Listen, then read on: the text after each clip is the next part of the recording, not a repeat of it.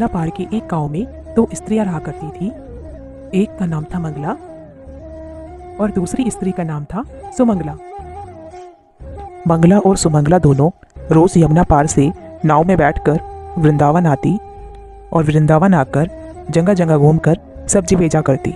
सब्जी ले लो सब्जी, ताजी ताजी हरी हरी सब्जी। मंगला और सुमंगला ऐसे ही रोज सुबह से शाम तक सब्जियां बेचा करती। जब मंगला और सुमंगला की सारी सब्जियां बिक जाया करती तो वो दोनों यमुना किनारे बैठ जाया करती। वो दोनों अपने घर से रोटी और माखन भोजन के लिए लाया करती और यमुना किनारे पेड़ की छांव में बैठकर भोजन खाती और नाव में बैठकर यमुना पार अपने घर चली जाया करती थी। मंगला और सुमंगला थी तो वृंदावन के यमुना पार की, पर वो भगवान श्री कृष्ण को जानती न थी। भक्ति क्या होती है कभी जानी न थी। वो तो केवल सब्जियां बेचकर गुजारा करना और अपना पेट भरना जानती थी। एक दिन मंगला और सुमंगला सब्जी बेचने वृंदावन आई और आज उनकी सब्जी जल्दी बिक गई। अरे बहन मंगला, आज तो हमारी सब्जियां और दिनों से काफी जल्दी बिक गई। हाँ बहन सुमंगला, आज तो काफी जल्दी सब्जियां बिक गई। आप बताओ अब क्या करें? हाँ बहन, अब घर जाके भी हम क्या करेंगे? बहन सुमंगला, देखो सामने वहां मंदिर में कथा हो रही है। अरे बहन मंगला, ये कथा क्या होती है? बहन ये तो मुझे भी नहीं पता कि कथा क्या होती है, पर सब लोग कहते हैं ये कथा होती है, तो चलो आज हम भी सुन लेंगे कथा क्या होती है। मंगला और सुमंगला दोनों मंदिर में कथा सुनने के लिए जाने लगी और मंदिर में जाकर भक्तों के बीच बैठकर कथा सुनने लगी। कथा में गुरुजी प्रेम से भगवान की चर्चा सुना रहे थे। भक्तों, जिसने भगवान से प्रेम नहीं किया उसका जीवन बेकार है। जिसका प्रेम श्री कृष्ण के चरणों में नहीं हुआ उसका जीवन बेकार है। भगवान को प्राप्त करना ही इस मनुष्य जीवन का लक्ष्य है। ये मनुष्य जीवन सिर्फ हमें भगवान की प्राप्ति करने के लिए मिला है, पर इस संसार में सब मनुष्य पैसा इकट्ठा करने में लगे हैं। भूल गए कि इस जगत में आने का तुम्हारा उद्देश्य क्या था।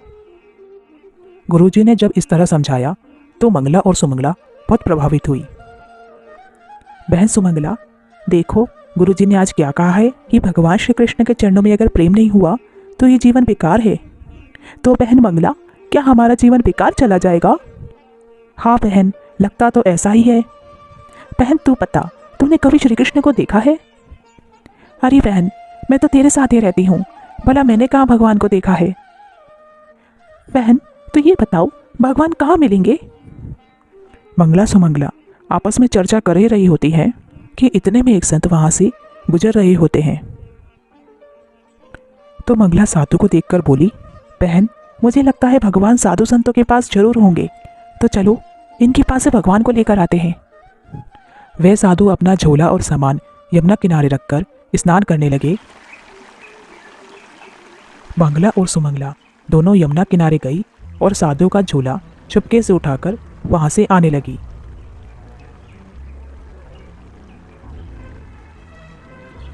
दोनों ने साधु के झोले में जब देखा तो उनको एक डब्बा मिला। उन्होंने जैसे ही डब्बा खोला तो उसके अंदर लड्डू गोपाल जी बैठे थे।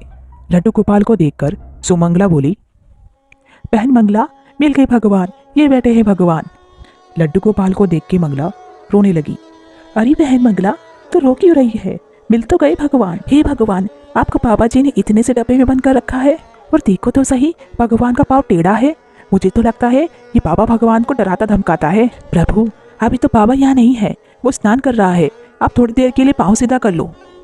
बहन मंगला, भगवान तो अपना पाँव सीधा नहीं कर रहे हैं। मुझे तो लगता है डब्बे में बंद रहने से इनका पाँव अकड़ गया है। न जाने इस बाबा ने कब से भगवान को इस डब्बे में बंद कर रखा था। चलो भगवान, अब हम तुम्हारा पाँव सीधा करते हैं। इसके बाद मंगला ने अपने भोजन की पोटली में से मक्खन निकाला और उस मक्खन से लड्डू गोपाल की मालिश करने लगी। भगवान ने जब दोनों के इतने प्रेम को देखा तो भगवान उनके सहज और सरल स्वभाव पर रीझ गए और अपने भक्त के प्रेम के लिए भगवान ने अपने हाथ पांव सीधे कर लिए। देख सुमंगला, भगवान ने अपने हाथ पांव सीधे कर लिए। बहन, ये बहुत भूखे भी होंगे, पता नहीं इस बाबा ने इन्हें खाना खिलाया कि नहीं। चलो हम इन्हें खाना खिलाते हैं। मंगला और सुमंगला अपने भोजन के लिए लाई हुई रोटी और माखन का भोग भगवान को लगाने लगी। इतने में साधु बाबा स्नान करके वहां आ गए। साधु को देखकर मंगला और सुमंगला वहां से भागने लगी और दोनों कुछ दूर जाकर रुककर बोली, अरे ओ बाबा, भगवान को इतना डराया धमकाया मत करो। तुमने भगवान को डरा धमका के रखा था ना। बेचारे वो टेढ़ा पाँव करके डब्बे में बैठे थे, हमने उनका पाँव सीधा कर दिया है, अब उनका पाँव टेढ़ा मत करना। जब साधु ने लड्डू गोपाल को देखा तो लड्डू गोपाल के दोनों हाथ पैर सीधे हुए थे। ये चमत्कार देख के साधु उन दोनों स्त्रियों को रोकने के लिए उनके पीछे भागने लगे। अरे रुक जाओ, भागो मत, रुक जाओ, मैं तुम्हें कुछ नहीं कहूँगा। पर वो दोनों नहीं रुकी। उनको लगा कि बाबा उन्हें पकड़कर मार लगाएंगे। अगले दिन मंगला और सुमंगला दोनों सब्जी बेचने के लिए वृंदावन आई और आज भी उन दोनों की सब्जियां जल्दी बिक गई और आज वो फिर से मंदिर में कथा सुनने के लिए चली गई। कथा में गुरुजी भगवान के नाम की महिमा की चर्चा कर रहे थे। उन्होंने कहा, भक्तों, यदि आप राधे श्याम जपोगी तो भव सागर से भी पार हो जाओगे। इसलिए भगवान के नाम को हमेशा जपते रहना चाहिए, यही नाम हमें भव सागर से पार कराएगा। आज की कथा सुनकर दोनों वापस अपने घर के लिए जाने लगी। बहन मंगला, तूने सुना आज गुरुजी ने कथा में क्या कहा है कि राधे श्याम जपोगे तो भवसागर से भी पार हो जाओगे। तो बहन, जब राधे श्याम नाम लेने से भवसागर पार कर सकते हैं तो ये यमुना भी तो हम पार कर सकते हैं। हाँ बहन, हम दोनों रोज इस पार से उस पार आते जाते हैं, हमारे 25 पैसे तो रोज नाव का किराया देने में खर्च हो जाते हैं। हम भी अब राधे श्याम जपेंगे और बिना पैसे खर्च किए यमुना पार हो जाएंगे। मंगला और सुमंगला ने गुरु के वचनों पर विश्वास करके राधे श्याम जपने लगी और यमुना की ओर बढ़ने लगी। वो दोनों राधे श्याम जपते हुए सच में पानी के ऊपर चलने लगी। राधे श्याम जपते हुए उन दोनों ने पानी के ऊपर चलकर यमुना को पार कर लिया। अब तो मंगला और सुमंगला का कृष्ण के प्रति प्रेम और विश्वास दृढ़ हो गया और वो दोनों कृष्ण की भक्ति करने लगी। एक दिन मंगला ने कहा, बहन सुमंगला, हमने गुरुजी की कृपा से श्री कृष्ण की भक्ति पाई है और गुरुजी के कहने पर हमने नाम जपते हुए यमुना को पैदल पार किया है, तो इससे हमारे बहुत पैसे भी बचे हैं। तो बहन, क्यों ना हम गुरुजी को घर बुलाएं और उन्हें भोजन पवाएं। ठीक है बहन, तुम जाके गुरुजी को ले आओ और मैं यहाँ पे भोजन की तैयारी कर लेती हूँ। मंगला गुरुजी को लेने मंदिर जाने लगी। मंगला मंदिर में गई और गुरुजी से बोली, गुरुजी, हम चाहते हैं आप अपने चरण हमारी कुटिया में रखो, हम आपको भोजन कराकर कुछ दान दक्षिणा देना चाहते हैं। गुरुजी ने मंगला की बात मान ली और बोले, ठीक है बेटी, मैं तुम्हारे संग तुम्हारी कुटिया में चलने के लिए तैयार हूँ। मंगला गुरुजी को मंदिर से लेकर आने लगी। मंगला गुरुजी को लेकर यमुना तट पर आ जाती है। गुरुजी ने जब देखा कि यमुना तट पर तो कोई नाव नहीं है, ये मुझे पार कैसे लेके जाएगी, तब गुरुजी ने मंगला से पूछा, बेटी, तुम मुझे यमुना पार कैसे लेकर जाओगी? यहाँ तो कोई नाव ही नहीं दिख रही। गुरुजी, आपने ही तो हमें सबसे बड़ी नौका प्रदान की है। मंगला को लगा जैसे हम गुरुजी की शिष्या होकर राधे श्याम जपकर यमुना पार कर लेती हैं, वैसे ही गुरुजी भी यमुना पार कर लेते होंगे। और मंगला राधे श्याम जपते हुए पानी में चलने लगी। मंगला ने जब थोड़ी दूर जाकर पलट के देखा तो गुरुजी वहीं किनारे खड़े हुए थे। अरे गुरुजी, आप आगे क्यों नहीं बढ़ रहे हो, आओ। गुरुजी को लगा कि इस तट पर यमुना का पानी बहुत कम है। ये विचार करके गुरुजी आगे बढ़ने लगे। जैसे ही गुरुजी ने अपना पाँव पानी में आगे बढ़ाया, वैसे ही गुरुजी कमर तक पानी में डूब गए। अरे यहाँ तो पानी बहुत गहरा है और ये पानी में कैसे चल रही है? अरे ये कोई आम स्त्री नहीं, ये तो कोई चुड़ैल लगती है जो पानी में चल रही है। गुरुजी को पानी में डूबा देख मंगला गुरुजी को लेने के लिए वापस आने लगती है।